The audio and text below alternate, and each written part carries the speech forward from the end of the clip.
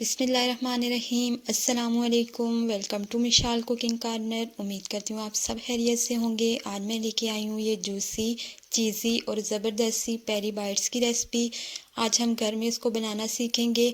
ये ज़बरदस्त सी रेसिपी आप रमज़ान में बना के अगर एक दफ़ा रख लें तो आप पूरा रमज़ान इसको यूज़ कर सकते हैं और फ्रीज़ करके आप जब भी चाहें इसको निकाल के फ्राई कर सकते हैं। मेहमानों को आने के टाइम पे आप इसको निकाल के उनको दे सकते हैं और रमज़ान के अलावा भी आप इसको बना के रख लीजिए। बहुत ही ज़बरदस्त सी रेसिपी है। तो आइए चलते हैं, रेसिपी को स्टार्ट करते हैं। इसके लिए मैंने यहाँ पे लिया है 100 ग्राम चिकन। चिकन में शामिल करेंगे नमक, हस्बे ज़रूरत ऐड कर लीजिए। लाल मिर्चें इसमें जाएंगी हाफ़ टेबल स्पून। थोड़ा सा बिल्कुल 1/4 टेबल स्पून के करीब हमने इसमें गरम मसाले का पाउडर ऐड कर दिया है। उसके बाद इसमें शामिल करेंगे सिरका। 1 टेबल स्पून हमने सिरका ऐड कर दिया। 1 टेबल स्पून ही इसमें शामिल कर देंगे हम चिली सॉस और 1 टेबलस्पून हम इसमें शामिल करेंगे सोया सॉस। तो यहाँ पे हमने चिकन की मैरिनेशन साथ ही करके साथ ही हमने इसकी कुकिंग भी कर लेनी है। तो हमने इसको रखना नहीं है मैरिनेशन करके, इसको साथ ही हम इसकी कुकिंग भी स्टार्ट कर देंगे। इसके साथ ही मैंने इसमें शामिल कर दिया हाफ़ टेबल स्पून के करीब लहसुन अदरक का पेस्ट। थोड़ा सा बिल्कुल हाफ़ टी स्पून के करीब हमने इसमें ऑयल शामिल किया है। फ्लेम को अभी मैंने ऑफ ही रखा है। इस सबको मिक्स करेंगे और साथ ही हमने फ्लेम को ऑन कर देना है।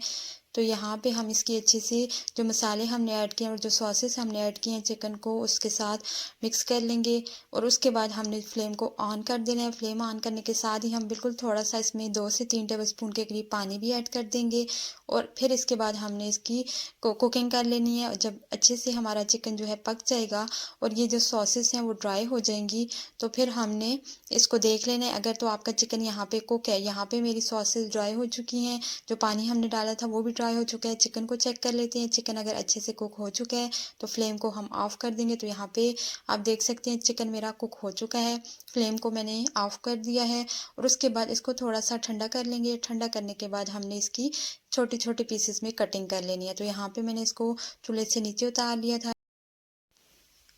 बहुत ही ज़बरदस्त सा हमारा चिकन तैयार हो चुका है और ये थोड़ा तीखा भी है। इसमें थोड़ा सा मसालों को मैंने तेज़ रखा है।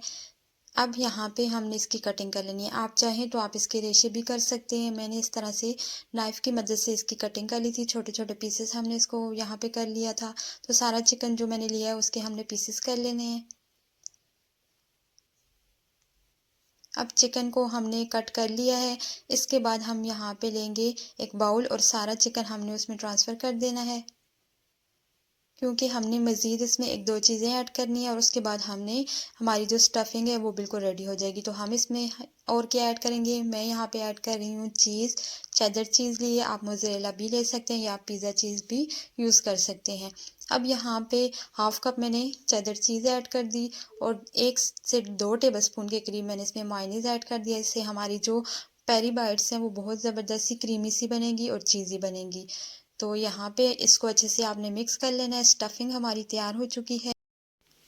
अब इसके बाद मैंने यहाँ पे लिए हैं ये मोटे वाली हरी मिर्च। शिमला मिर्च की तरह इसका टेस्ट होता है और ये बिल्कुल भी तीखी नहीं होती है। इसको आपने लेने से पहले अच्छे से वॉश कर लेना है। मैंने भी इसको अच्छे से वॉश कर लिया था। अब हमने इनकी कटिंग करनी है और इनके अंदर जो बीज होते हैं और जो भी थोड़ा बहुत पार्ट होता है इसके अंदर वो हमने बिल्कुल सारा निकाल देना है। तो इस तरह से कटिंग कर लेंगे हम और इसको थोड़ा सा ओपन करने के बाद ये जो बीज आपको इसके अंदर नज़र आ रहे हैं इनको आपने बिल्कुल साफ़ कर देना है और इसका सारा अंदर वाला पार्ट जो है वो आपने निकाल लेना है। तो यहाँ पे नाइफ़ की मदद से और फिर फिंगर से हम इसको सारा अंदर से साफ़ कर लेंगे। बीज वगैरह सारे आपने इसके अंदर से निकाल लेने हैं, क्योंकि हमने इसके अंदर जो ज़बरदस्ती चिकन की फिलिंग ऐड करके रखी फिलिंग तैयार करके रखी है वो हमने इसमें ऐड करनी है। तो सारा इसको अच्छे से आपने साफ़ करना है और साफ़ करने के बाद दोबारा से आपने इनको वॉश कर लेना है। तो इसी तरह से बाकी जो हरी मिर्चें मैंने ली हैं वो भी मैं साफ़ कर लूँगी। ये आप देख सकते हैं ये बिल्कुल अंदर से साफ़ हो चुकी है। बाकी भी कर लेती हूँ, फिर मैं आपको बताती हूँ कि हमने इसमें स्टफिंग किस तरह इसकी करनी है। तो सारी हरी मिर्चें मैंने कट करके उनको साफ़ करके रख लिया है। अब हम इसकी जो फिलिंग है वो करते हैं।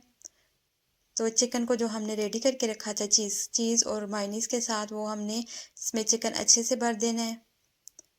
जितना इजीली आ जाए उतना आपने इसमें ऐड करना है।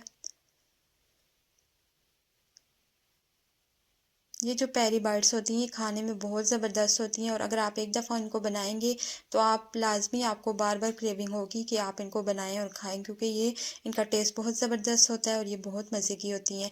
तो यहाँ पे मैंने एक जो हरी मिर्च थी उसकी फिलिंग कर ली है। इसकी जो एक्स्ट्रा बाइट आया हुआ है उसको आपने साफ़ कर लेना है। अभी हम इस सारों की फिलिंग कर लेंगे। तो यहाँ पे जितनी मिर्चें मैंने ली थी वो सारों की मैंने फिलिंग कर ली है। अब हमने इनकी कोटिंग करनी है। तो कोटिंग के लिए हमें 3 चीज़ें चाहिए, जिनमें 1 अदद अंडा मैं यहाँ पे लूँगी।